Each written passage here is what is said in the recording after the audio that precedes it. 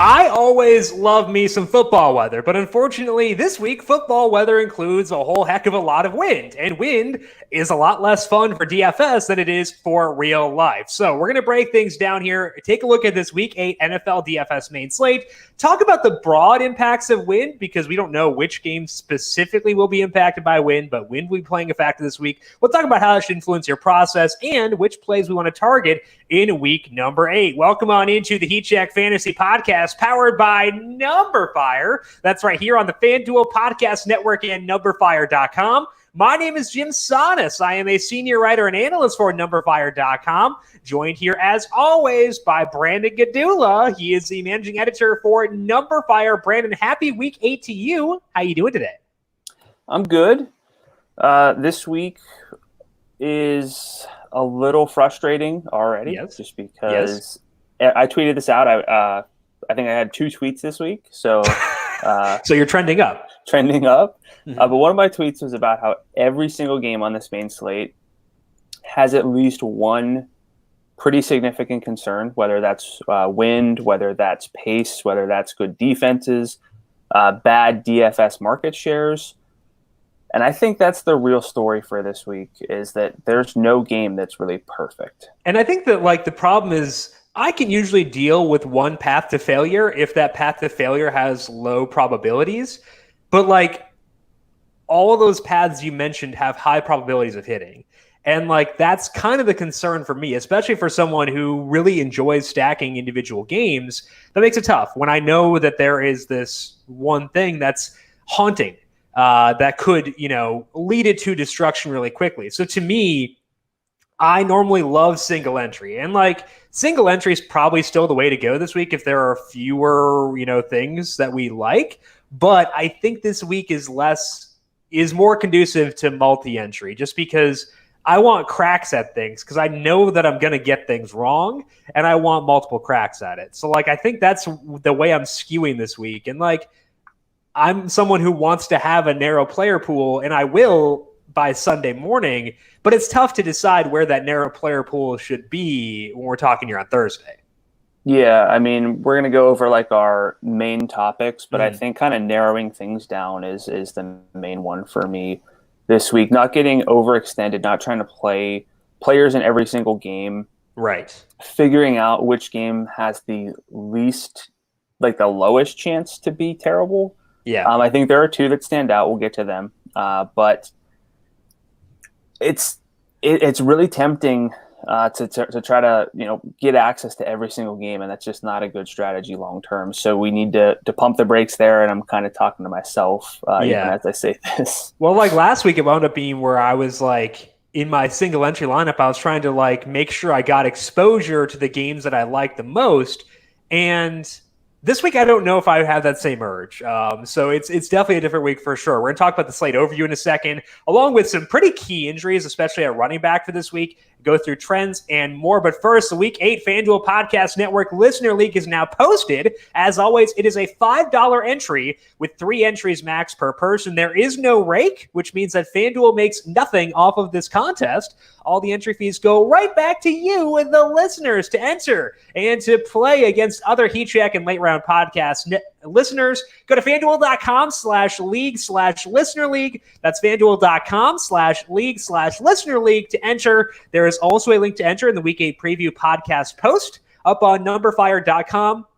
If you're watching this on YouTube right now and don't want to type out the URL, you can go to numberFire, check out the Week 7 recap podcast post. There is a link in there as well. Eligibility restrictions apply. So to me, I think the big questions around this slate are weather, because I focus a lot on weather because the data says weather matters a lot. But also, partially as a result of that, it's hard to find quarterbacks I want to use. Normally, there will be 4 to 5 quarterbacks I want to use. There are 3.5 maybe, so it's not a huge deviation, but from a feel perspective, it does feel like things are tougher. What are the big things for you, Brandon, that are going to be key drivers of your decisions this week?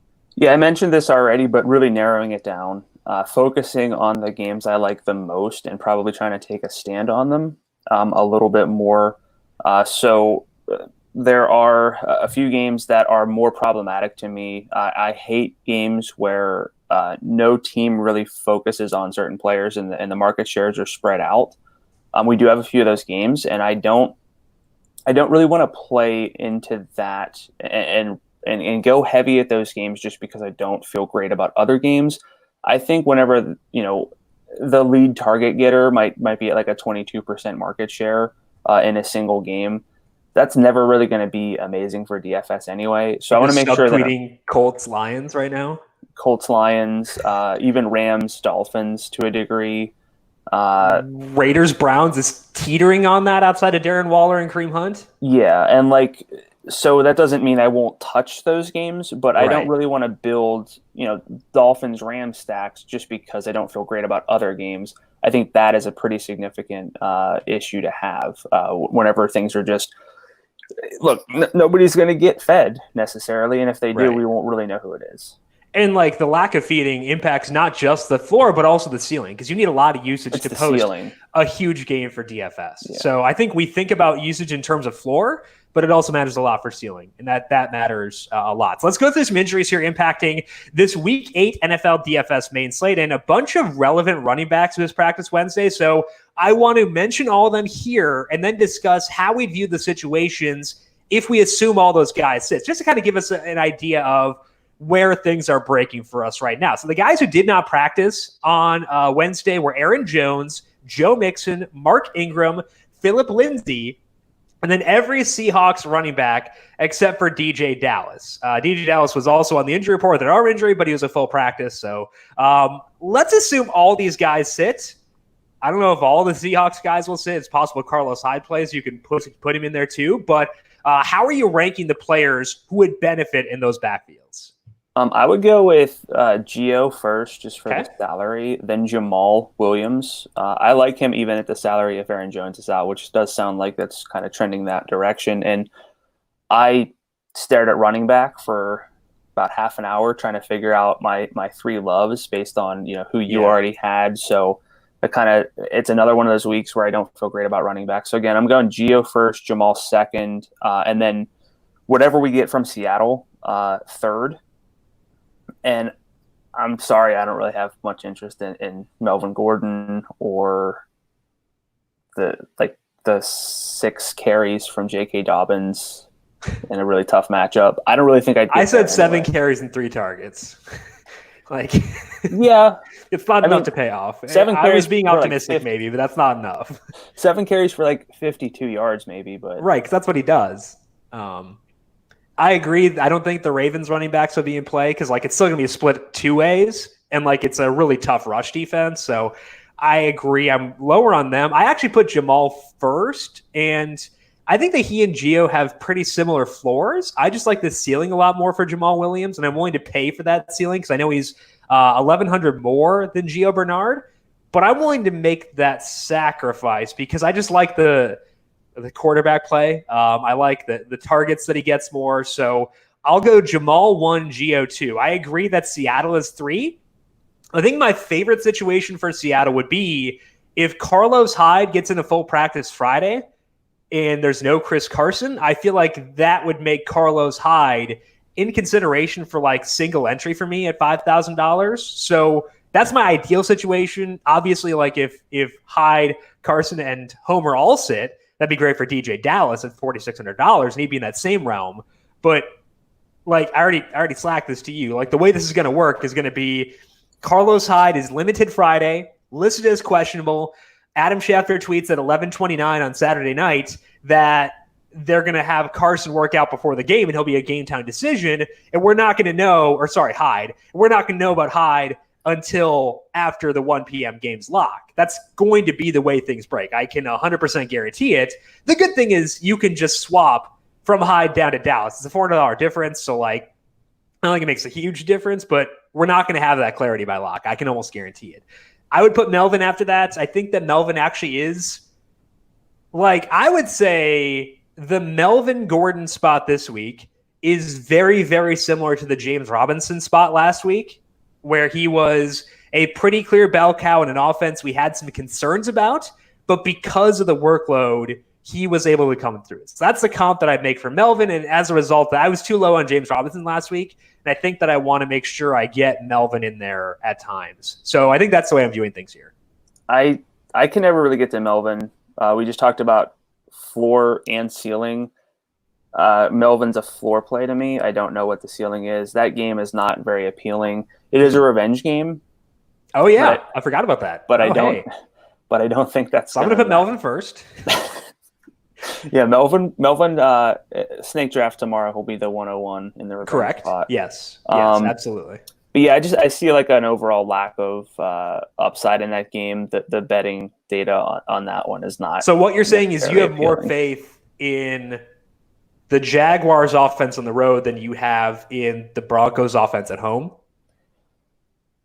It's fair. It's okay if you do. I'm just asking for clarity. Well, it's not just whether they're at home or on the road. It's Drew Lock's been really, really bad. I mean, Gardner Minshew might get benched from Mike Glennon or Jake Luton. Drew Lock has been the worst quarterback in the league when you adjust for opponents faced. He's been the worst quarterback even when you don't adjust. I know, but I'm just making sure that there's no like caveats where he faced whoever.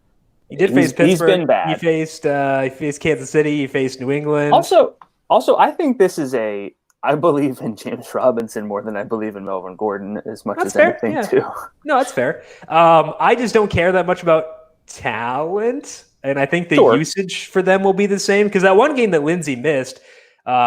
Actually, I guess it was a couple, but like the one game that he missed against the Jets, 23 carries, 3 targets for Melvin. That's pretty good workload. That's 29 adjusted opportunities. He had 25 last week, even though Lindsey played part of that game. So I would say, like, Royce Freeman will still get work. So I think that Gordon is at least comparable to what Robinson was in last week. That's what I'd say. Sure. I'm probably a little too harsh on Melvin. He's not unusable. It's okay to let him given what happened a couple weeks ago. That's fine. I'm just not I don't think I'm feeling a 20-point Melvin game. Okay, that's fine. I think but we agreed we put him after Seattle. So really, we're splitting hairs here. Yes. But I think the other difference was Jamal over Gio for me, but I think regardless, we put them in the top tier of this. That was more of a salary-based thing if anything. No objections here. In a different situation, kind of the inverse here, the 49ers have designated Tevin Coleman to return from injured reserve. He is now practicing. That does not mean he will play. Deebo Samuel is going to sit out because of a hamstring injury. We should know about Coleman's status before lock because he has to be fully activated from IR. So how are you viewing this 49ers backfield, both with and without Coleman? And what about the pass catchers with Deebo out? I am going to talk about this offense, but I never really want to trust any 49ers running backs. I don't feel like I have to this week. I feel like there are enough other options. As far as the pass catchers go, I love Brandon Ayuk. George Kittle is someone I will use. I used Travis Kelce last week. I'm warming up to spending up a little bit more at tight end. I know it didn't work out last week, but it's a really good matchup, and I'll talk more about this offense. But I'm good with Ayuk, Kittle, and I don't really have much interest in the backfield. Agree with you wholeheartedly on Kittle. I think he's an awesome play. I think that Ayuk is a great play too. We'll talk about them later on. I actually think that if Tevin were to sit, JaMychal Hasty would be pretty fun just because, like, A, I like that game. B, they have shown the past 2 games that they prefer Hasty by a pretty decent margin over Jerick McKinnon. And Hasty, like, isn't bad. Apparently, like, the PR team in San Francisco told their beat writers not to write about JaMychal Hasty during training camp so that word wouldn't get out. They could stash him on the practice squad, which is weird. But, like, I think I'd have faith in Hasty because this running scheme is so good and it's a game that I want to attack. I would say Myles Gaskin is $100 more, and I'd much rather go Myles Gaskin. But I think that Hasty is at least an option for me. So whereas like Gaskin is like not a tournament play, but he's like flirting with it. Hasty's not flirting with it. And I think that's an important distinction to make. Yeah. So I talked about not getting overextended. That is a game that I'm targeting. It's one of the two games I feel best about. So I might have some for stacking purposes, but I don't think outside of a game stack I would go to Jermichael Hasty because there's just still too much uncertainty for me. With any. And if Tevin plays, I might not even go there in game stacks. So that's where I'm sitting right now. Deontay Johnson missed practice Wednesday, this time with a toe injury. He's missed Wednesday practice basically every week, but this is a new injury after he got hurt late in week 7. So let's say Deontay sits. How are we viewing Chase Claypool against the Ravens if that happens? I think this game is going to decide a lot about the slate. Both defenses are really good. They're both top 5 based on numberFire's adjusted metrics. They're both actually kind of struggling offensively by comparison. I don't feel so great about this one turning into a shootout. I understand how it could, but I'm a little bit lower on this one. So I think Claypool is somebody I would just kind of use when I do have like Lamar as like some sort of bring back. I would feel best about Claypool if Deontay's out. That's kind of where I am with this one, though. I really don't like this game much. What about you?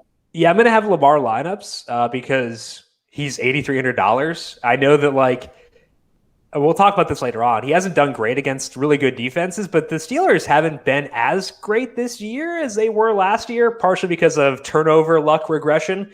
So I think Lamar's good. I think that Marquis Brown is undersalaried, and I think that Chase Claypool is the obvious bring back if Johnson sits and if I decide to stack this game. This will not be my focal stack, but like in 20 entries, I'm going to have 5-ish Lamar lineups, and Claypool I think is the most obvious bring back option there. Michael Thomas didn't practice Wednesday and is still dealing with his hamstring injury and other stuff apparently. As of Thursday morning, Emmanuel Sanders is still on the COVID list. Marquez Callaway sat out Wednesday with an ankle injury, so it's Traquan Smith, Jared Cook, and nobody else outside Alvin Kamara. How are you viewing the Saints' offense against the Bears?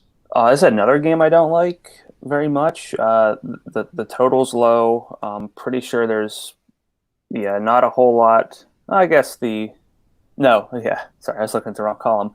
8% of the money is on the over in this game. 40% of the bets. I feel like this could be one of those where it really does. It's kind of like first to 20 or something. Yeah.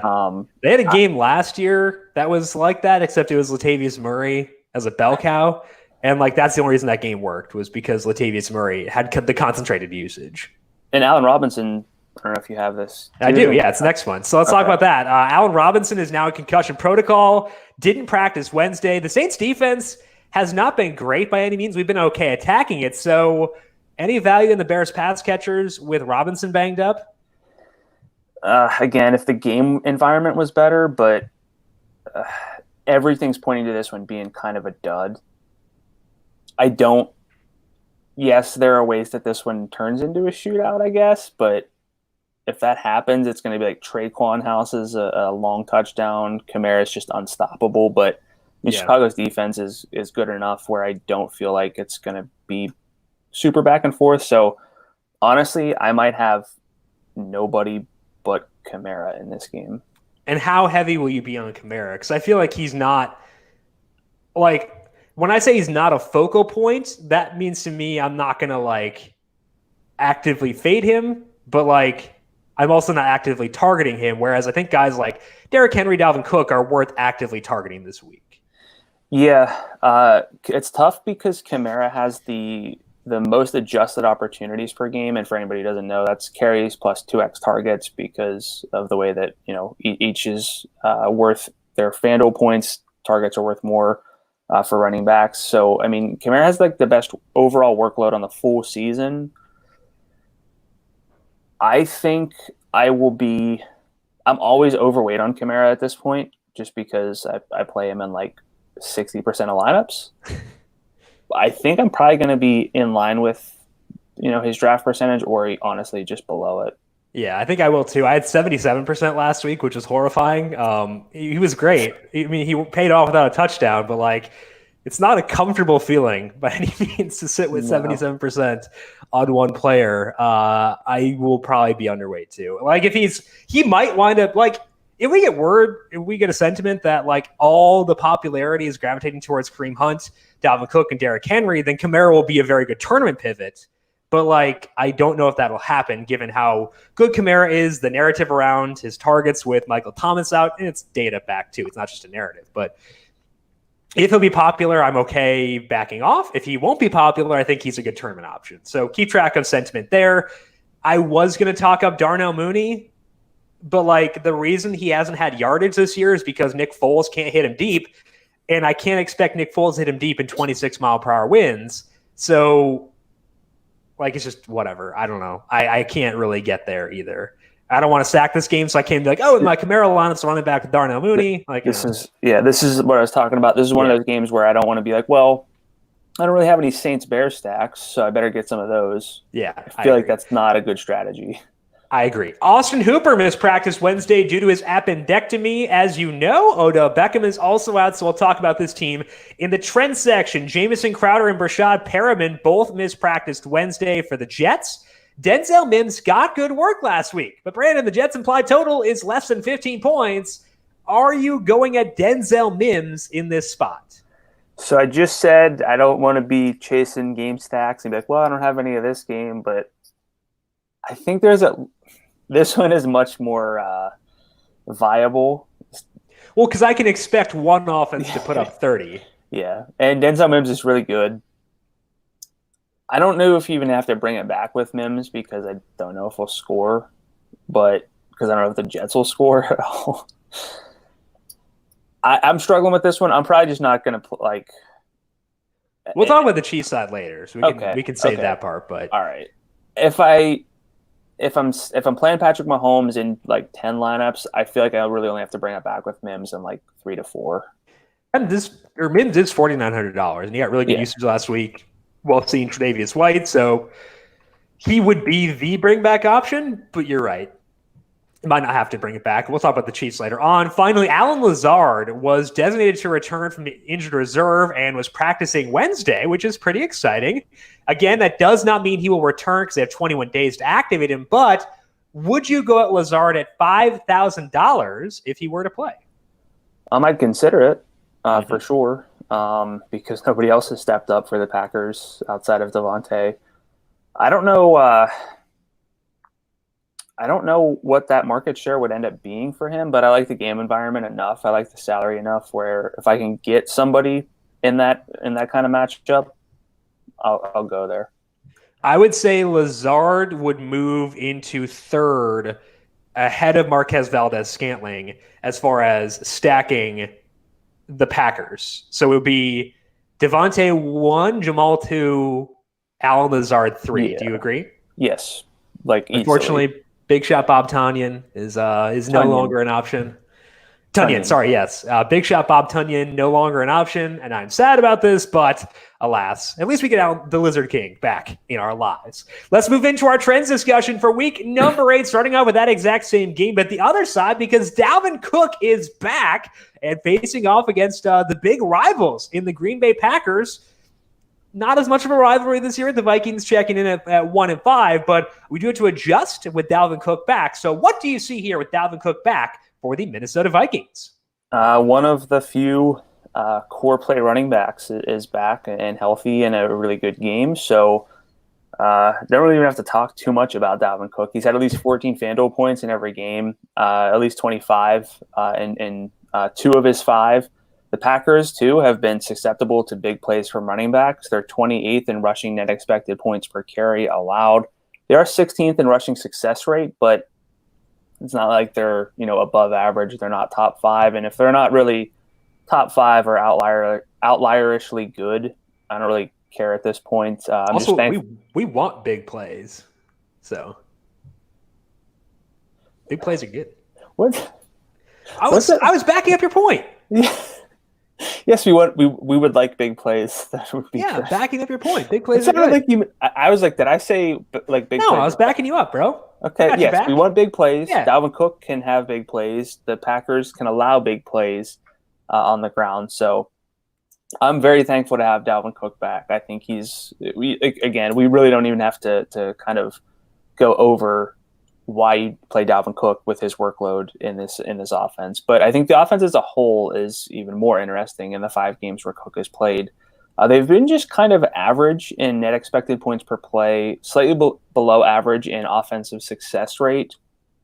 They've passed just 47% of the time on early downs in the first half in this 5-game sample with Cook in the backfield.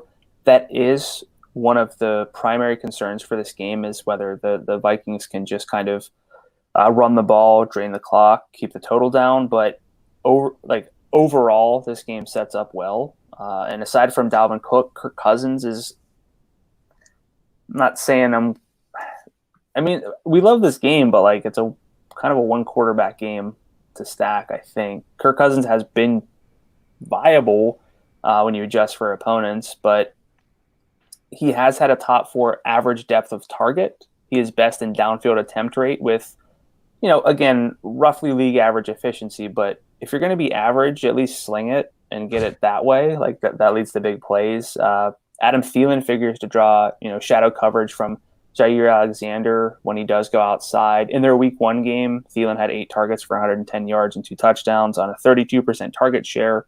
6 of his 8 targets came against Alexander, according to Pro Football Focus, but he did catch 4 for 66 yards and a touchdown. Justin Jefferson wasn't quite a factor yet in that game, but he did run 96% of the routes, just 3 targets. He's got a 24% target share, though, in his past 4 games. Since getting boosted, that's 7.5 targets per game. That's 3 downfield targets per game. So again, this is a divisional rematch, but Cook's back, Jefferson's trending up, Thielen's amazing, Cousins can at least move the ball and throw it. You study divisional rematches, so I mean, you could argue that Cousins does rely on his efficiency, but again, he's chucking it when he at a high rate. So what's your read on this offense with Cook back? Are they just going to feed Cook, try to keep the plays down? Can you play Thielen in that individual matchup? What are you seeing here? Yeah, I think that Thielen is tougher. But I will also note this is a weather game. I'm going to say when a game is a weather game, but then analyze it as if there's no weather, because we'll talk about weather broadly later, but things could change. So I'm going to analyze it as if there is no weather here.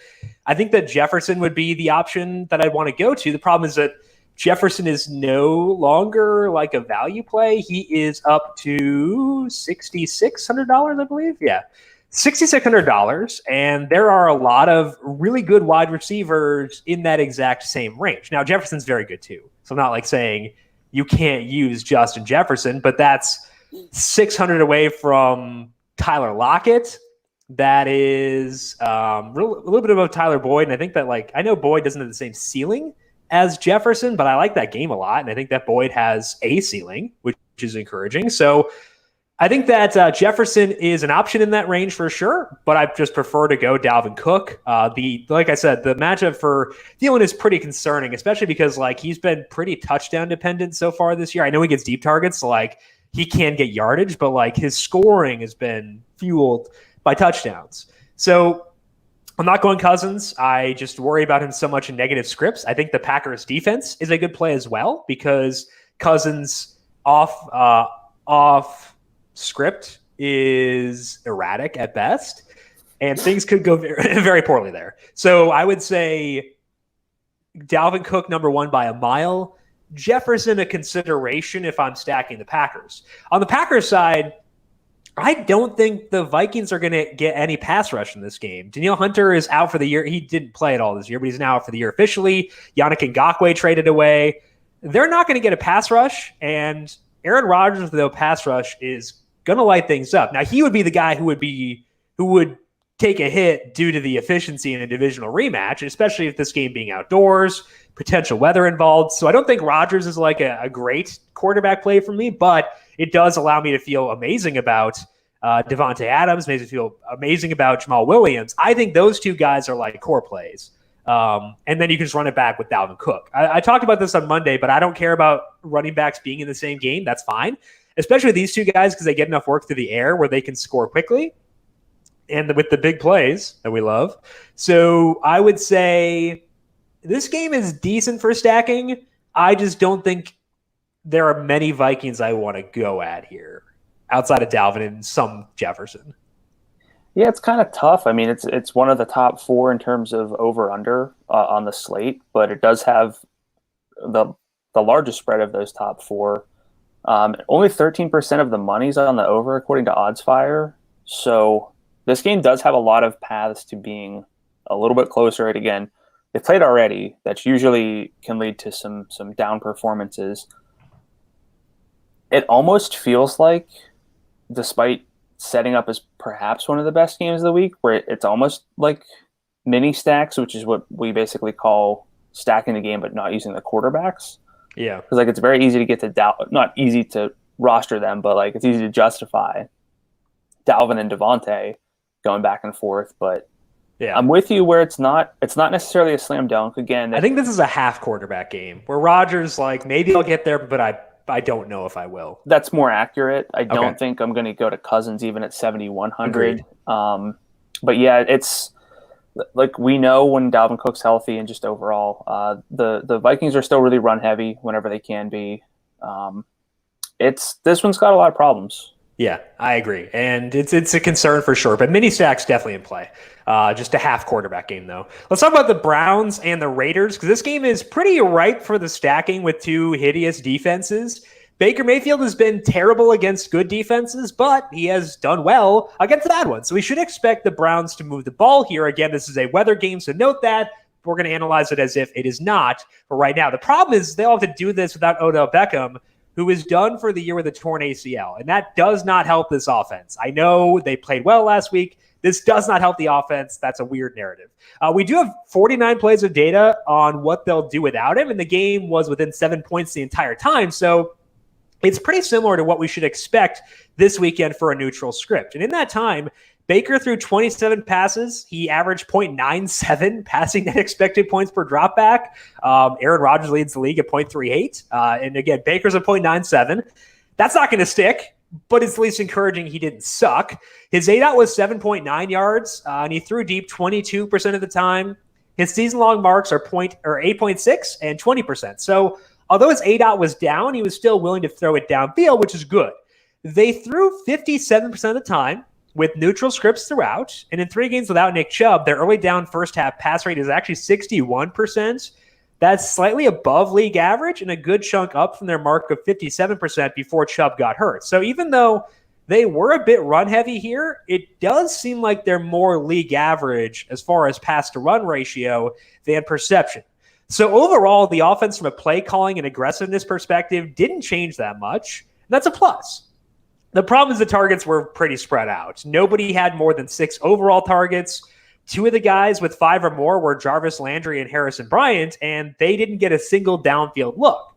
The one guy who did get decent usage was Rashard Higgins. He had 21% of the overall targets and 3 of 7 deep targets. He actually had 3 of 6 deep targets from Baker Mayfield because Jarvis had a downfield pass to Donovan Peoples-Jones. So I think Higgins is good at $5,500 in game stacks. I'm not totally off Jarvis Landry at $5,800. He hasn't had upside this year, but his ADOT is 9.2. That is down just a bit from last year, and he has 3 deep targets in 2 separate games this year. In theory, the yardage floor should go up with Beckham out and the yardage ceiling. He hasn't done much this year, but I can project him more favorably, and we know he can get in the end zone. I'd rank Higgins higher, but Jarvis... Actually, no. I'm going to rank Jarvis higher. I'll go Jarvis higher. Harrison Bryant played 77% of the snaps and got 17% of the targets. He had 2 of 5 red zone targets and did convert on both. He is $5,000 at a pretty bad position, so it's point chasey, but it does work for me. So I'm in on all these guys. With that said, the optimal route here is getting exposure to Kareem Hunt. Hunt is $8,200. He has not had a massive workload yet, but he has gotten enough work for me to feel good about him. The Raiders are 30th in success rate allowed to opposing running backs, according to Brandon Gadula on numberFire.com. That's the best matchup the Browns have had from a rushing perspective all year. So I think a bunch of dudes are in play on the Cleveland side. Darren Waller is the super easy game stacking candidate on the other side. So are you as high in Cleveland as I am, despite the absence of Odell here? I think I am. Okay. The issue is, and you're saying this too, but it's not super clear where to go outside of Kareem Hunt. But if we're looking at the pass catchers, I mean, Harrison Bryant, I like him this week, but we know statistically he's not going to score twice again. and he's probably going to be very popular because he did score twice.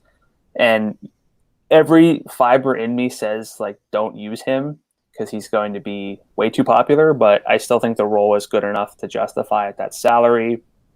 Higgins and Landry are really interesting because of the salary, and this is one of the games where it's one of the more viable games for me, so long as the weather allows for it. So I don't really know where I rank them. I don't think either of them are like cash game or single entry considerations. It's more for game stacks only. So maybe you are higher depending on how exactly you feel. But I would probably go with Higgins for the higher ADOT, the higher downfield work, just because I know there's wind.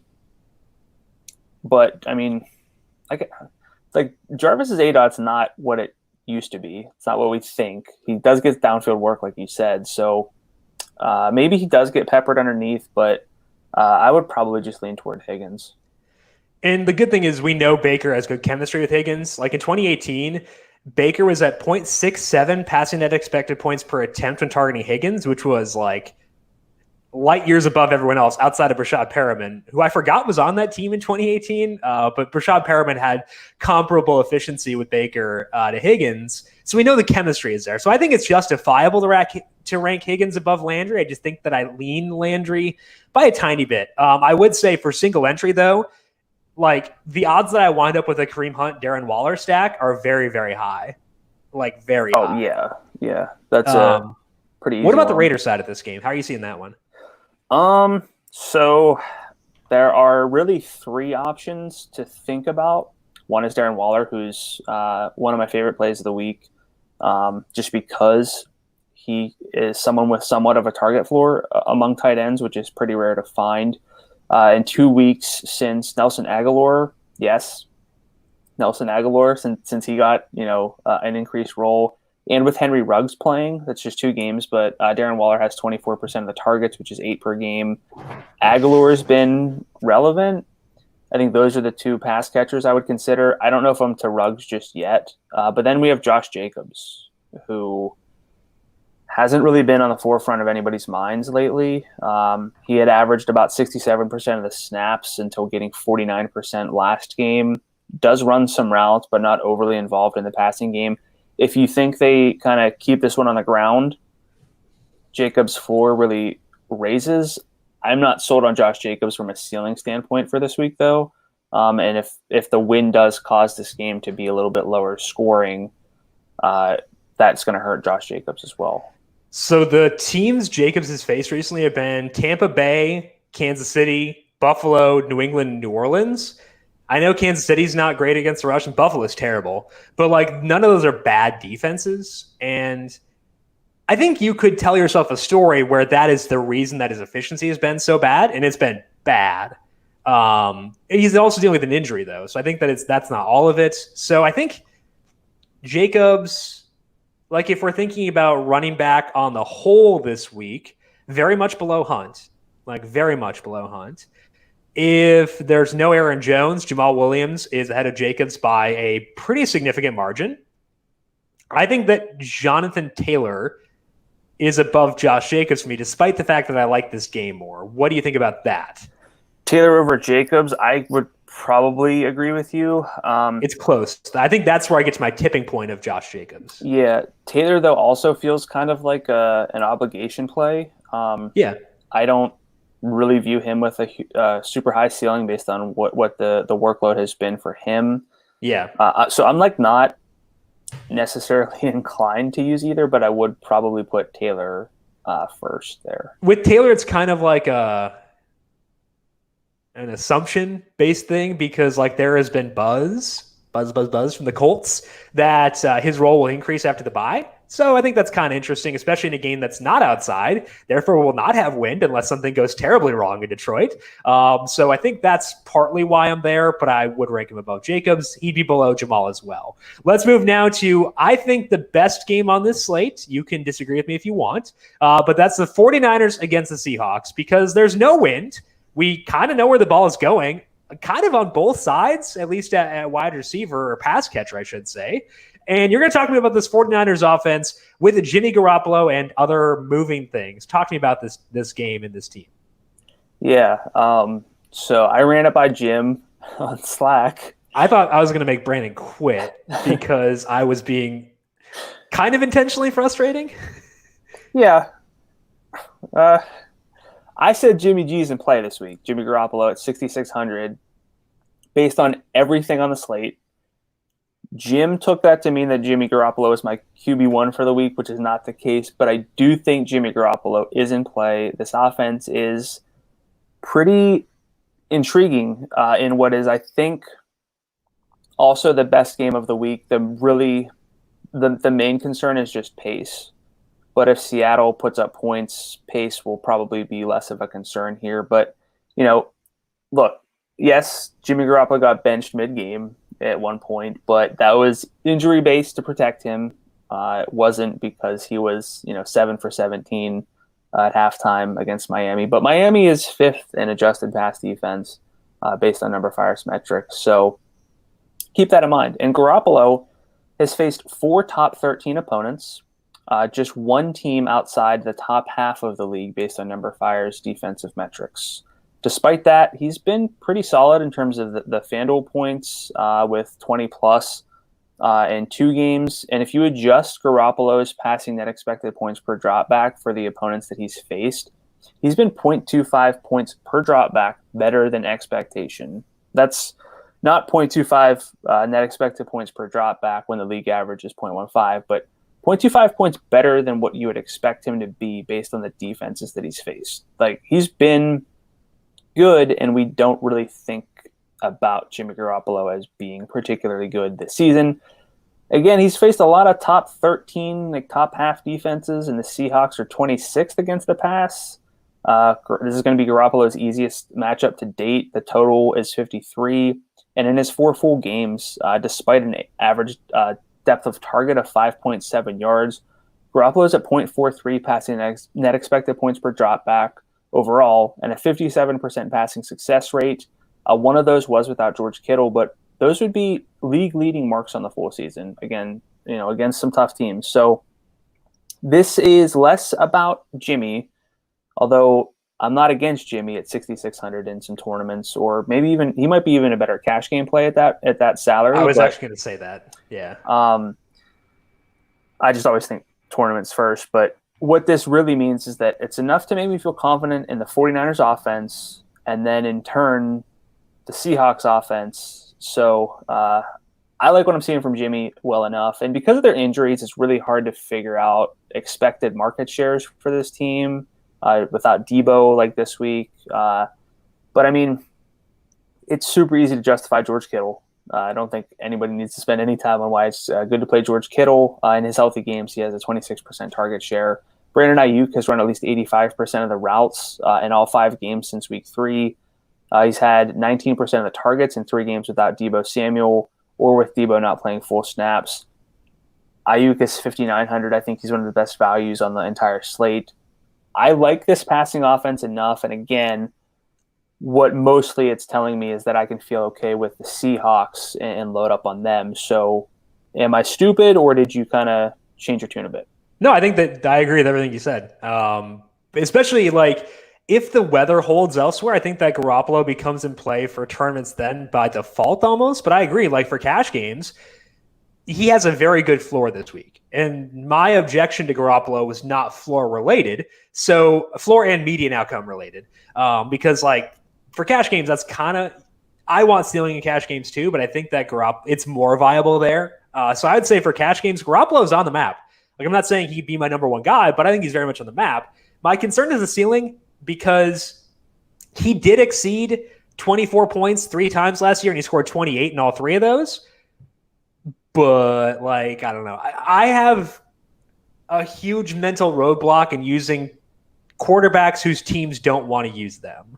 I love Baker Mayfield. I will not use Baker Mayfield in DFS this week, even if the win becomes 0 miles per hour magically, because I know his team doesn't want to use him. Kirk Cousins, same thing. Garoppolo, same thing. They don't want to use him. And that's really concerning to me. So for cash games, consideration for tournaments, unless Like, unless the weather holds everywhere, I would really rather not. But like Ayuk is an amazing play, I think, at $5,900. The value in those rush attempts is huge because it signals that they wanted the ball in his hands. And you can also score points that way. Kittle has a 31% market share in games with Ayuk and without Deebo Samuel. That's amazing for anyone, much less a tight end. So I think that Kittle is worth prioritizing. And with the way running back is shaping up this week, the odds I can get to him are decently high. So I would say last week I pushed back on Kelsey as a tight end play. I am far, far, far more open to spending up for George Kittle and spending up for Darren Waller this week than I was Kelsey last week because of the game situation. If the wind dies down a bit in Cleveland for Waller, but also just the usage is unreal. Yeah. Like both their usages are unreal. Yeah. Like I said last week, I talked about it plenty. It didn't pan out, but I'm more. The thought process wasn't bad though. It's just Kelsey relative to all the other tight ends, and yes, some other tight ends hit, but they weren't even really necessarily like I would recommended Austin Hooper, and then he didn't even play. So then Harrison Bryant became a thing, but he did. Yes, he did. I'm more open to spending up a bit for tight end than I used to be historically. Yeah, and I like Kittle and I like Darren Waller this week, and I think that you can really get there because of the state of running back overall. Yep, I agree. I think that's throwing a few things for this week. So let's talk about wind. And again, I want to talk about things broadly here because we don't know what weather will look like on Sunday. It's still Thursday, so things look pretty hairy right now. That could change. So I want to talk about this broadly so you can go back on Sunday morning, check out the weather, and then know kind of a template for what to expect and how to alter expectations for the games that do have wind. So for me, weather revolves around wind. I don't mind snow or rain as much or as long as the wind is low and as long as it's not like crazy. The problem is, again, we're recording this on Thursday, so the weather could change between now and Sunday, so it could be helpful to have blanket trends so you know how to handle things based on how they look on Sunday. And as always, I'd recommend reading Chris Allen's piece on numberFire.com on Friday.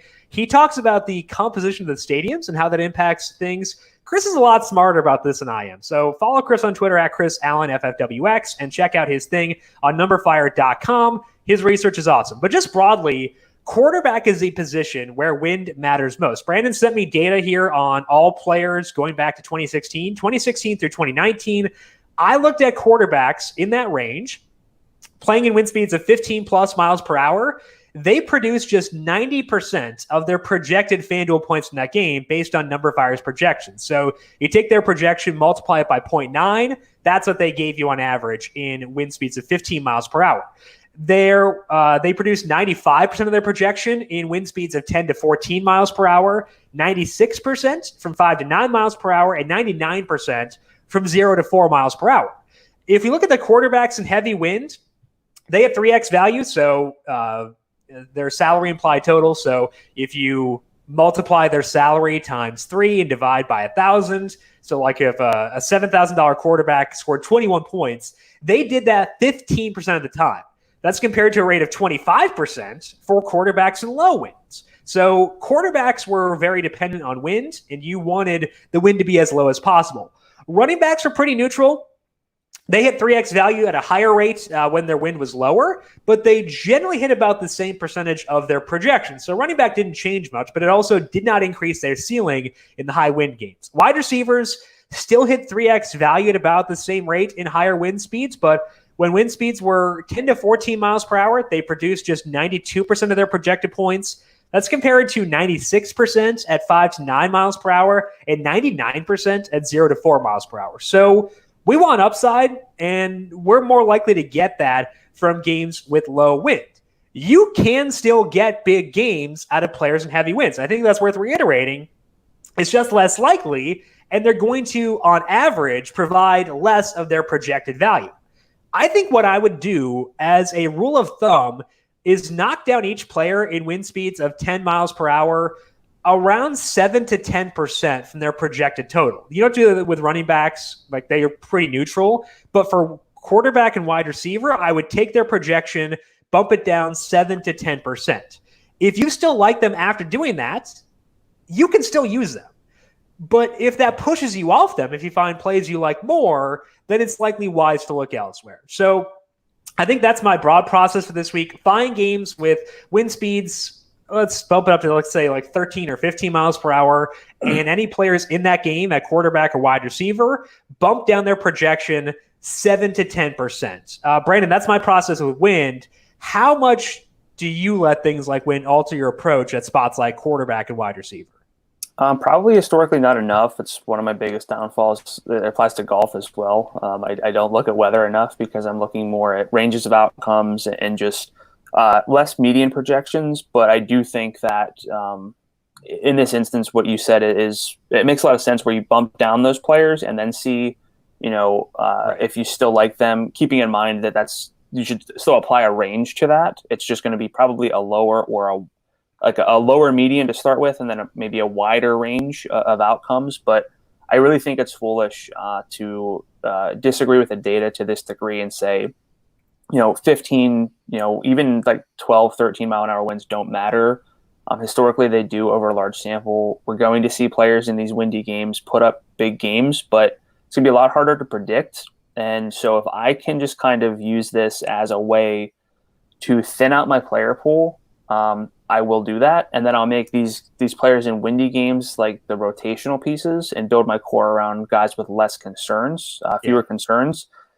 It sucks that the only dome game is Detroit and Indy, where everyone's going to get equal shares of everything. We'll talk about that because I agree. It's disappointing to say the least. If only we had like Atlanta and Houston and some domes. If the Minnesota game were indoors, alas, we don't have that. But I think I agree with everything you said. Like, there will be people who say, like, you are a fish if you think about weather, but, like, the data says you're not. So don't cross off players in games with high wind, but bump them down 7 to 10%. You could still like them. Like, if I bump down Darren Waller 7 to 10%, there's a good chance I still wind up on him despite that. So, like, that's just I think that's the way to think about it. Bump them down 7 to 10%. If you're doing your own projections, maybe manually put that in.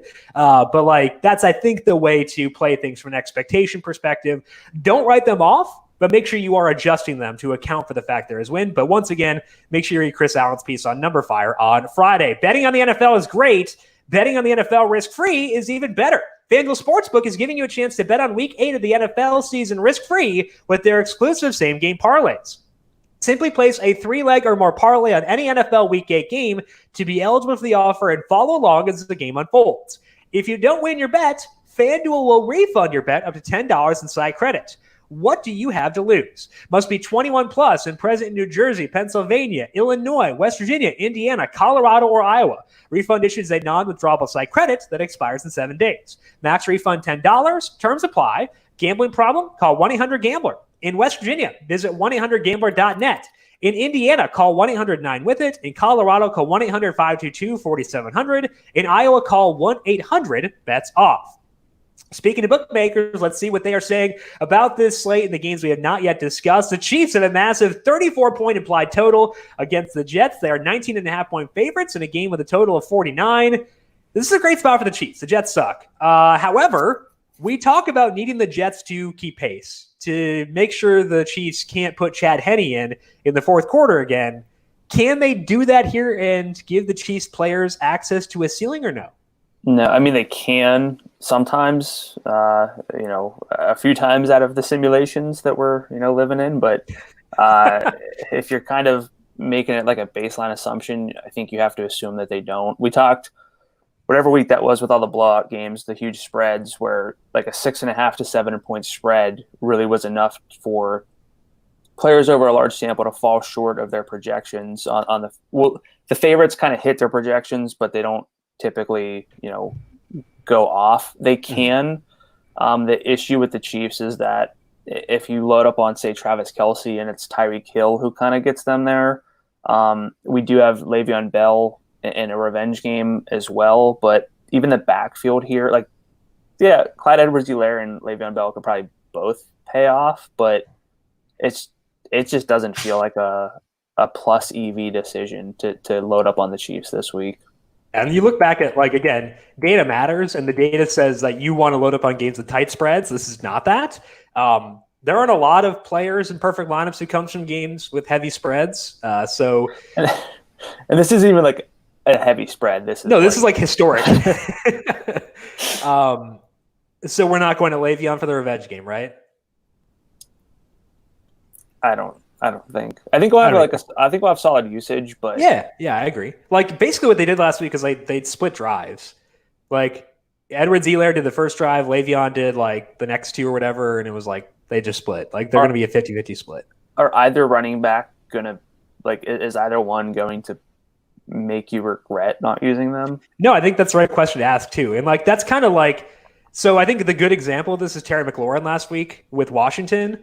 He had a 56 or 52-yard touchdown in the first quarter, and I was like, oh my gosh, I had no McLaurin. I'm going to regret this so much. But because they were ahead, he didn't do anything the rest of the game. 90 yards on a touchdown is fine, but you're not going to regret not using that. I think that's kind of where we're at with the Chiefs this week. So, like, I don't know.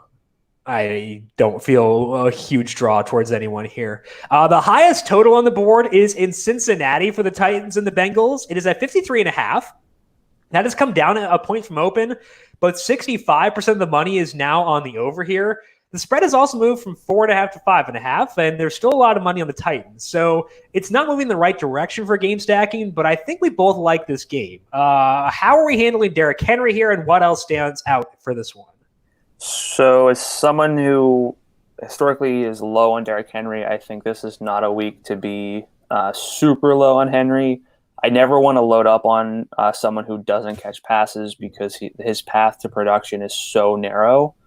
I think Henry's still, and like this isn't, it's like a bold take, but like Henry's still one of the best running back plays of the week, even at his salary in this matchup. And based on what else we're looking at, this is one of the two games I really like, along with Seattle and San Francisco. So Henry, I like both quarterbacks.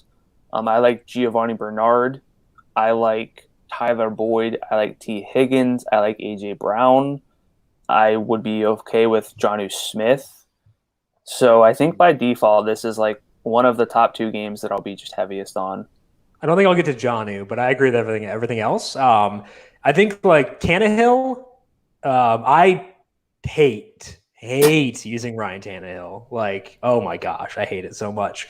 However, I think that this week it works because there aren't a lot of quarterbacks with great ceilings. And if you pair Ryan Tannehill with Derrick Henry, you're getting access to every single yard the Titans accumulate in a game where they are favored against a really bad defense, but a game that could be kind of tight.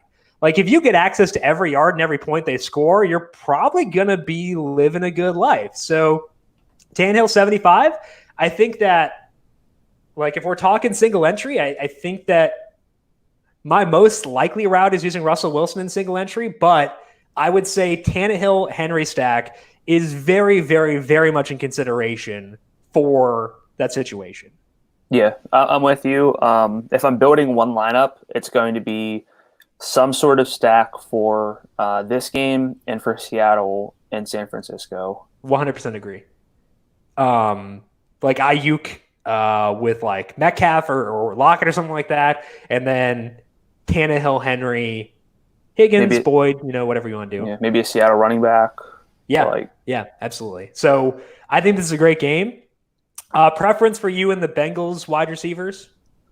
It's been T. Higgins most of the season, but AJ Green is really trending up. I know he gets a lot of flack, but again, a lot of his early targets were just not catchable. He's still not amazing, but he's getting downfield work, and that's hurting T. Higgins. So I'm going to go with Tyler Boyd, number one, for me this week. I think Boyd is one. I think that AJ Green is a consideration for me for the first time this year. No touchdowns yet. No touchdowns, but he's gotten the yardage finally because he's actually catching the balls that Burrow is throwing him. 96 and 82 yards the past 2 weeks because of heavy volume. And I know that I've talked down on Deontay Johnson for that before, where he requires 13 targets to get to 86 yards. But like,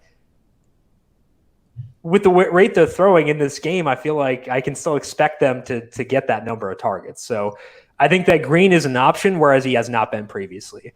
Yeah. Single entry, do you prefer, let's say, mix and sits? Would you prefer to get access to the Bengals via the wide receivers or the running back? Probably the running back because there'd be one of them. whereas there are 3 receivers. I like Joe Burrow a lot, and I would even consider him in a single entry, though. Okay, fair enough. I think that's not bad. You mentioned Corey Davis, right? I didn't, actually. Okay, I think that Corey Davis is actually an option. Yeah. I know he was not productive last week at all. And I know that there's a lack of deep targets here, but I think A.J. Brown's matchup will be decently tough. And as a result, it could funnel more like non-terrible targets Corey Davis's way. Did get 101 yards in week 1. That was before he had COVID, though. And that's like, I don't know, like anecdotally, some players have really struggled coming off COVID this year, like having an infectious disease is bad. Who could have possibly imagined that? But I think that $5,400 is fair for him. So I'll have some Corey Davis too. Yeah, and in those 2 games that he shared with A.J. Brown, he's actually led a little bit in targets, 9 to 8 per game. So he's very much in play. I like this game a lot. Yeah. It'll be a game stack for me. Like if I'm, again, doing 20 entries, I will have this will probably be my number 2 game stack behind Seahawks 49ers. The only dome game this week, my poor heart, is in Detroit for the Lions and the Colts. Total is 50 with a 2.5-point spread. The problem is that the total has come down a point, and 79% of the money is on the under. So this game, in theory, could set up well, but the Colts defense played well before their bye. They're likely to get Darius Leonard back. So I find Jonathan Taylor interesting, and Trey Burton could be too if Mo Alley Cox can't play. But do you see anything else interesting here, and can you use either quarterback? I could maybe use Matthew Stafford just because I like Matthew Stafford. They're just not throwing it. It stinks. I hate it. I'm not. Yeah, like if I had to pick, it'd be Stafford. Right. I mean, Rivers has played like exactly what you would expect overall based on his opponents. Hasn't done anything above or below expectation. There are 4 games this year where a Colt has had higher than a 20% target share in a single game. One of those was above 30%, and problematically, of the 4 Colts to get better than a 20% target share in a game, they're all 4 different guys. I just yanked out my my headphones because I'm so frustrated with this team. Brandon's had it. Yeah, I mean, you can't do a whole lot with that in DFS, even though this game should set up pretty well. It's a high total. It's in a dome. It's our only refuge potentially from bad weather, but I guess if I had to stack, it'd probably be a mini stack with Taylor and like Galladay. Yeah, I think that's the only way you really can go, honestly. Like I can't use any other Lions. DeAndre Swift is fun, like from a real NFL perspective, but he's not there for DFS yet. So, especially with Leonard being back. So I think for me, it's Jonathan Taylor, Trey Burton, Kenny Galladay potentially, but none of them are core plays for me. Outside of maybe Burton, it's hard for me to deem a tight end as a core play because I just rotate a lot through there. But he's kind of there. Final one. The total is not high for the Ravens Steelers, but the spread is tight and the win doesn't seem like it'll be as big of an issue there as it is elsewhere. The total has come down from 49 and open to now 46.5, but the spread is tightened from 5.5 to 3.5. So projected to be a good close game. Are you going here because the spread is tight, or do the defenses here push you away from doing so? I'm not very high on this game, as I said. If I'm multi-entering like a 150 entry tournament, yes, I'll have stacks of this.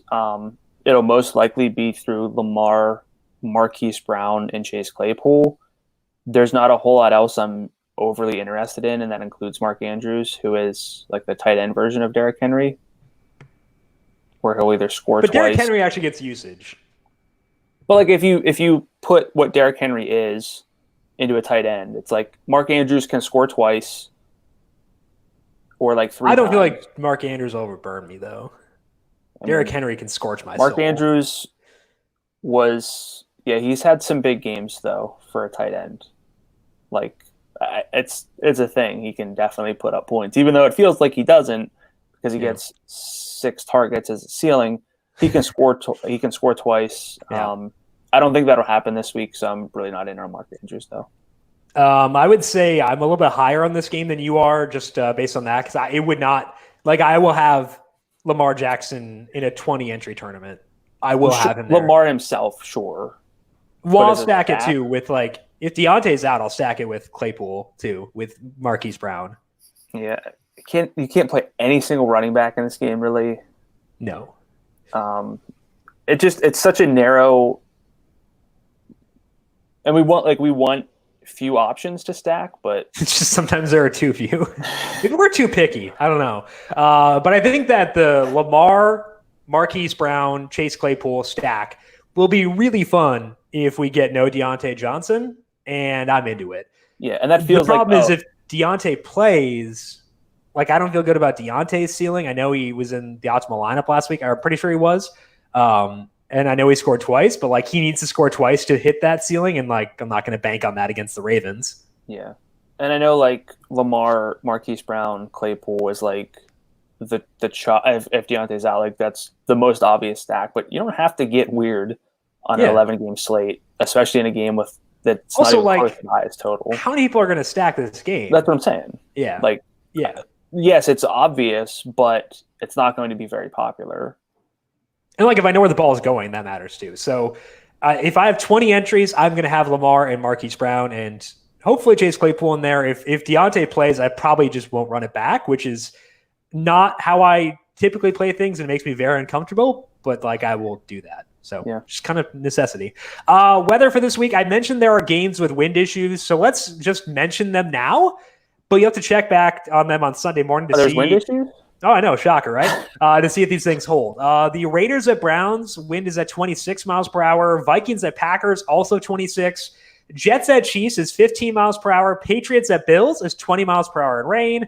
Titans at Bengals is 15 miles per hour. And Saints at Bears is 23 miles per hour. Again, the way I do this is take their projection, downgrade it by 7 to 10%, and then see if you still like them. You might. And if you do, use them. If not, go elsewhere. It's gonna be the rare pre-Thanksgiving Derrick Henry week. What do you mean? Like there's wind everywhere, so like it's cold. Bengals don't want to hit. They just traded Carlos Dunlap. Yeah. He's gonna eat. Boy. He's gonna eat.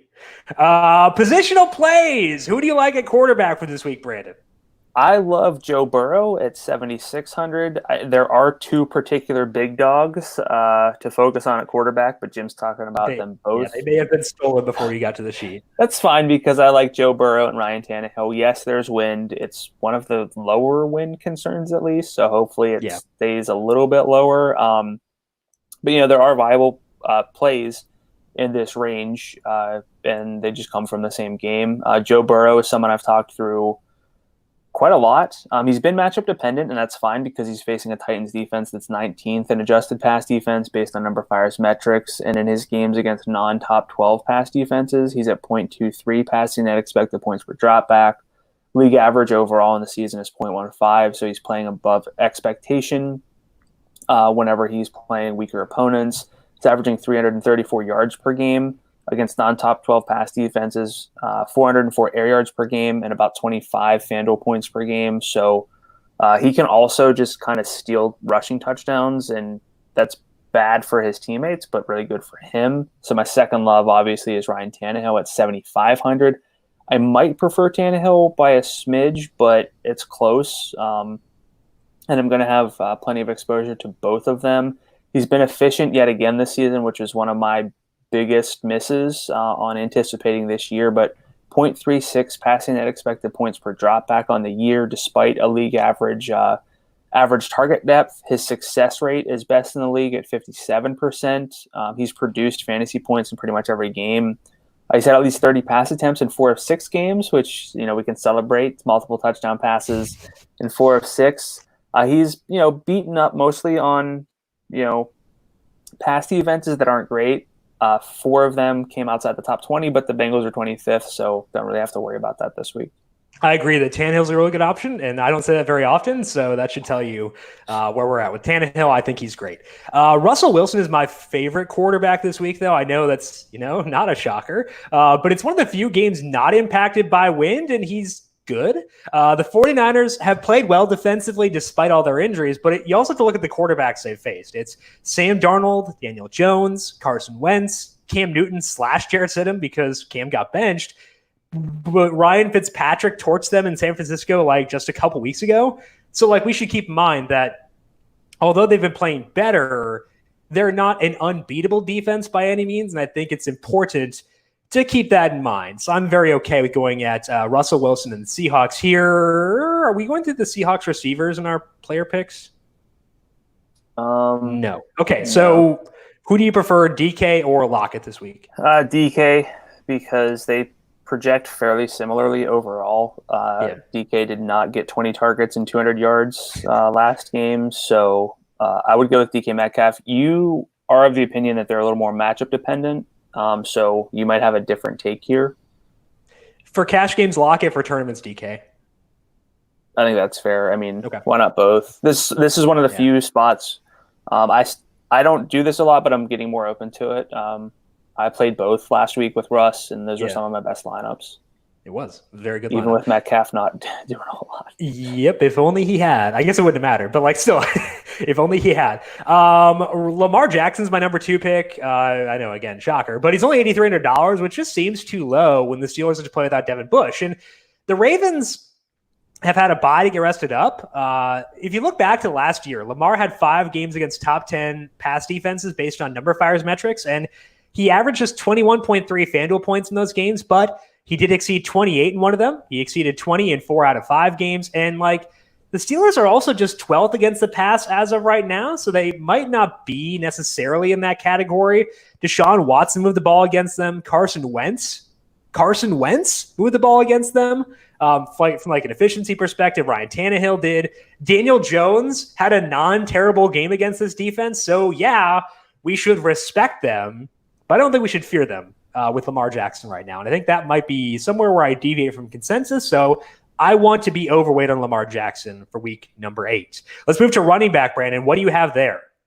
I had Alvin Kamara, but during the podcast, I changed tune because I don't think I'm going to be that heavy on Kamara this week. And instead, I'm going to go with Dalvin Cook at the top just because that game environment is way better. He has had 27 adjusted opportunities per game in his 3 with heavy snaps, averaging 4 red zone carries per game. He's got a 56% rushing success rate in those games. Talked about it already. Giving up big plays, getting big plays is a good thing. So Green Bay can do that. They're 28th in rushing net expected points per carry allowed to running backs. Again, it's more of a game-based play. It's obviously just with Cook compared to Kamara straight up. I like the game better, and the wind honestly should funnel some extra volume to Dalvin Cook.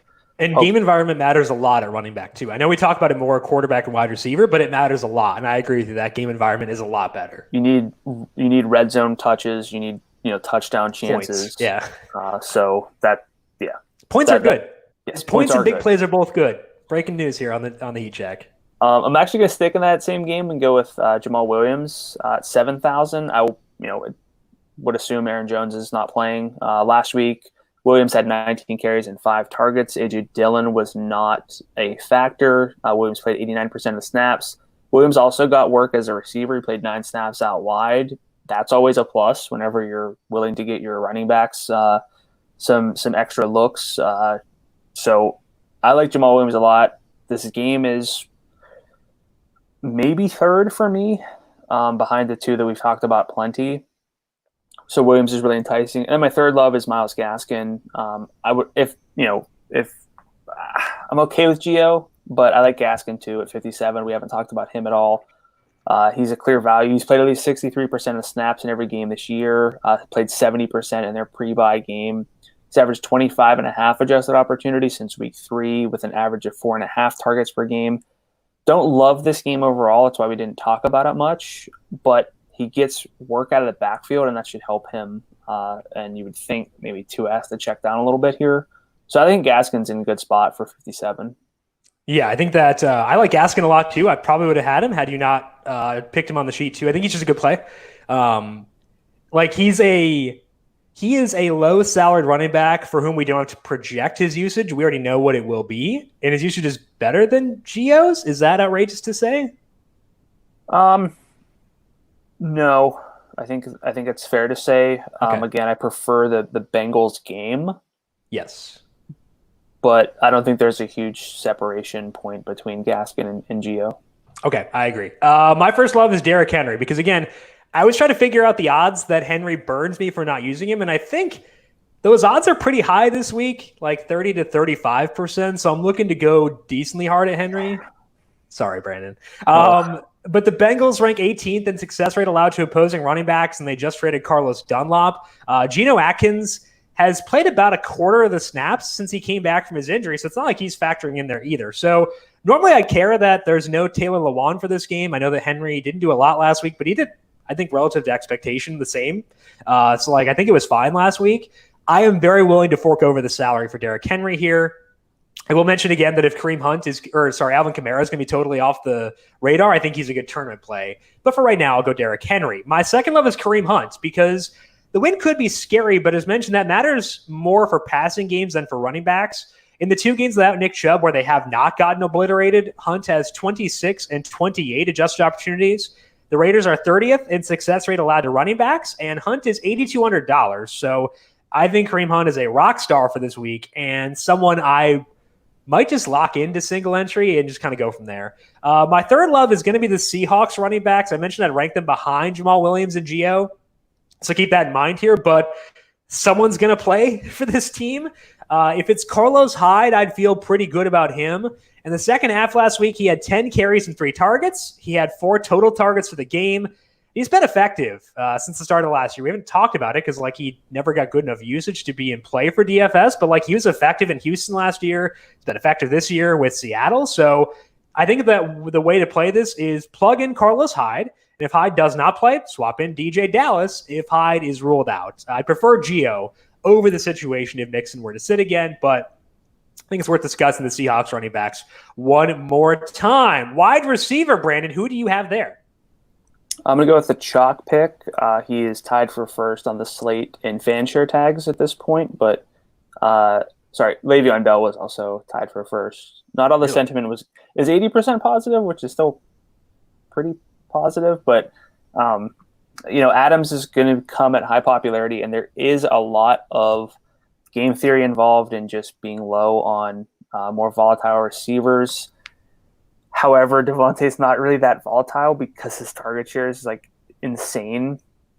And I'm not nearly as sold on the top running backs as I usually am. Honestly, without Christian McCaffrey being a must play every week, it's been a lot easier to play non-running backs as far as the studs go. But Jamal Williams was the guy in the Packers backfield, but Devontae Adams was the guy in this offense last week. He has a 38% target share in 3 games with at least 55% of the snaps. Even if that comes down, and you have to think it will, but it might not. There's still room for him to be the wide receiver 1 by a pretty substantial margin, even if that target share drops. So I think Devontae is a fantastic play, even at high popularity. Sometimes chalk is chalk for a reason, man. The best plays are the best plays. It's not like a Tyreek Hill chalk week where it's you don't know what you're going to get. Right. Devontae is going to get fed. You have to. You might have this in your simulation. What are the odds Devontae Adams gets you 20 points? 90? That's too high, I know. But I do, but I don't have it pulled up quite yet. Well, get to me later after I do my wide receiver picks. Finish up running or wide receiver first, then I'll do mine. Then you can let me know.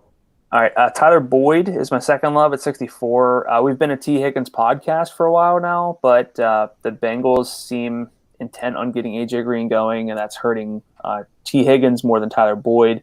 Boyd's been very consistent. He had around 13% of the targets the first 2 weeks, but since has had at least 20% of the team's targets in every game. That works out to 24% of the targets overall in that sample.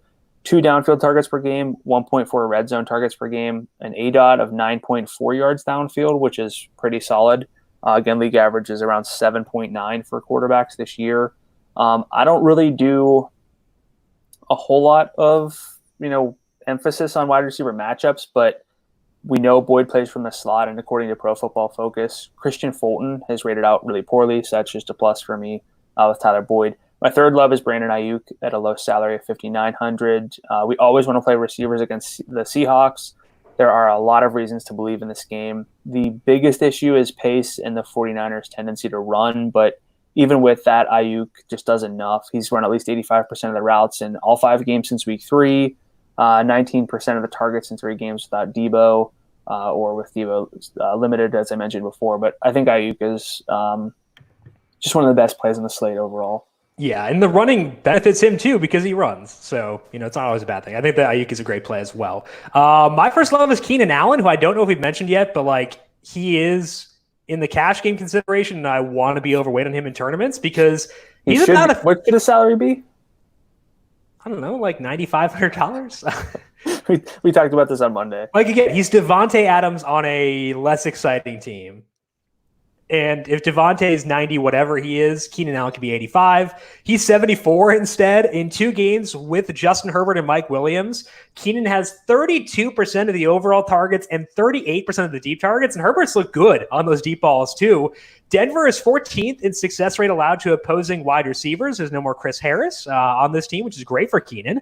He has 96 yards and 3 of his 4 full games with Herbert. He's hit 125 twice. So Keenan Allen, $7,400. Amazing wide receiver play for this week. My second love is Marquis Brown.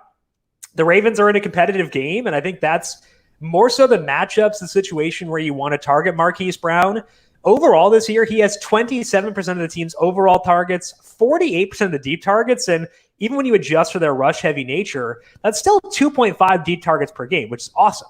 And the Steelers have allowed yardage to wide receivers this year. So for just $5,900, I think Brown is a priority for this week. Maybe not a cash game play, but a priority for tournaments because the odds he goes nuts this week are higher than most weeks. I will say that. My third love is going to be Jarvis Landry.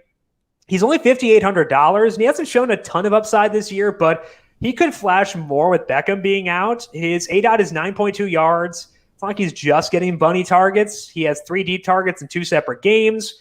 I just need the wind to come down a bit, but then we can party. So I think the Jarvis at 58 is my preferred option over Hollywood Higgins, but I think I mentioned this on Twitter, but the ideal combination this week, Hollywood Brown, Hollywood Higgins, T. Higgins, log out because you want the names, baby. That's all that matters.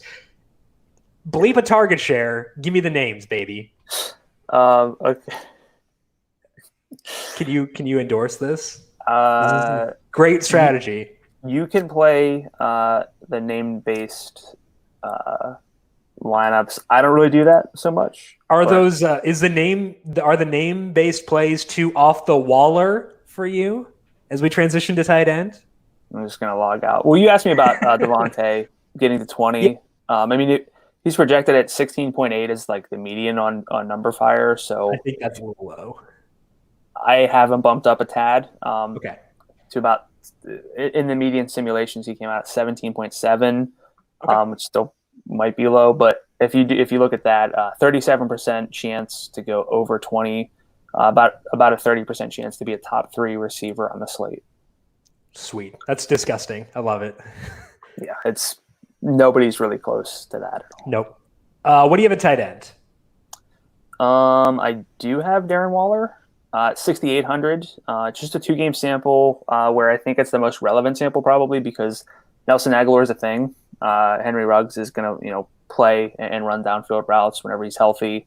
So just 2 games with that. But in that sample, Darren Waller has a 24% target share, which is 8 per game. There's really just one pass catcher we can trust in this offense. I think it's Waller. Maybe it's Nelson Aguilar. I'm probably not going to play Aguilar. Brian Edwards is back at practice on Wednesday, so I think Aguilar becomes a lot tougher to trust. I missed that. I'm not usually that tuned in. I pulled it up during the podcast, so I didn't want to look beforehand either. But Waller is the one guy we can trust regardless. He's 900 below Kittle, 1,100 below Kelsey. That's pretty substantial. I think it's the least I can allocate to a tight end and feel really good with the role. We love Harrison Bryant. I think everybody does. Played 77% of the snaps last week. Just 59% of the routes, but both of those numbers were better than what David Njoku had. 5 targets on 17 routes. The sheer routes are a little concerning. Scored twice. There's still a lot of opportunity. I think Bryant is very much in play for like a cash game, but I will probably try to be a little underweight on him in tournaments because he's not going to score twice again. and he will be rostered as if he's going to score twice again. So you're taking the under on 1.5 touchdowns? I would, yes. Oh, man. All right, yes. well, the book of Brandon is open. I think that's probably the right way to play things with Bryant. I think because I want to get to the high salaried other players, I might wind up potentially having more than I should, but like the correct play is to be underweight. I agree. My first love at tight end is actually Mike Gesicki, who we've not mentioned yet. And I feel like people will avoid Gesicki because A, he's volatile, which has been detrimental to me at times, but also because it's Tua's debut. But I think this is a good spot because it's a pace-up game for Miami. The Rams have tremendous play at cornerback, and that can funnel things inside at times. And they've allowed at least 7 targets to 4 different tight ends already. Gesicki is $5,500, shouldn't be on too many rosters. I have a pretty high opinion of Tua. I know like we should probably downgrade the expected efficiency for this team with Tua being in there for Ryan Fitzpatrick, but it's not like Fitzpatrick. Like I think we have too high of an opinion of Ryan Fitzpatrick. I'll just say that. I think that Tua's going to be fine. We shouldn't downgrade them much. And Gesicki's 55. I like him quite a bit. My second love is Trey Burton because Mo Alley Cox didn't practice again on Wednesday, so it seems like he'll be out this week. And the last time that Alley Cox sat, Burton ran 28 routes. He has 16% of the targets in 3 games back. And he actually had a rush attempt near the goal line too, which means that he can get the kind of easy points there. So I don't mind Trey Burton at 53. I'd prefer Harrison Bryant, but Burton could be a pivot if Alley Cox sits again. Let's finish things up at defense. Brandon, your defense is one that I think is horrendously undersalaried. That's the Saints. Yeah, 3,600 on FanDuel. Now, they're not a good defense, 24th in adjusted defense based on numberFire's metrics. They are 17th in adjusted pass defense, though. The Bears are 27th in overall offense, 26th in adjusted passing offense. Kind of doesn't really matter which quarterback was in. It's been about the same in terms of efficiency. Allen Robinson is in concussion protocol, and if he does not play, I don't know who you have to worry about in this offense. Now, it could be a low-scoring game, which is actually not what you want for a defense. Right. It's not. But if Foles has to throw because the Saints move the ball, very good things can happen for a defense. I agree that the Saints are the best option for this week because they're 36. They make a lot of sense, so go there first. If not, Green Bay, I think, is pretty interesting because they're not a great defense either, but they're $4,000 on FanDuel, 6.5-point home favorites. Kirk Cousins has been mighty prone to mistakes in a negative game script, and I think they haven't got their pressure rate isn't good this year. The Packers isn't, but I think against this Vikings offensive line with the personnel they have, they should be able to get pressure. So I do like Green Bay. I would also mention that the Lions are 34. I'm ashamed that I'm mentioning the Lions because they're terrible, but they're $3,400 facing Felipe Rios. So like that could go awry. So I would mention the Lions as being an option. And I think that's the only other one I wanted to shout out here. Yeah, I feel like that's probably it. Maybe the Chargers at 43 against Drew Lock. I think that would make sense too if you want to go up a little bit higher, but that's probably about it. What? Buffalo against New England. You're going against Drew Lock? I went against Lock last week. I had Chiefs defense exposure. I thought he was like the next Dan Marino. I thought Jimmy Garoppolo was Joe Montana. Okay, so the difference is I said, I kind of think Jimmy Garoppolo is in play this week. You said Drew Lock is Patrick Mahomes. Said Drew Lock would make the Chiefs score points. They scored 43. Disregard the fact there were 2 defensive touchdowns. Doesn't matter. They scored points. I win. Also, I lost the team total over 17 points because they missed extra point. And that wasn't Drew Lock's fault. The rest of it was, but that part wasn't his. So, oh well. Yeah. That is all the time that we have for today. Brandon, any final thoughts for you on this slate before we close up shop? Stay tuned to the weather. That's going to be massive for this week.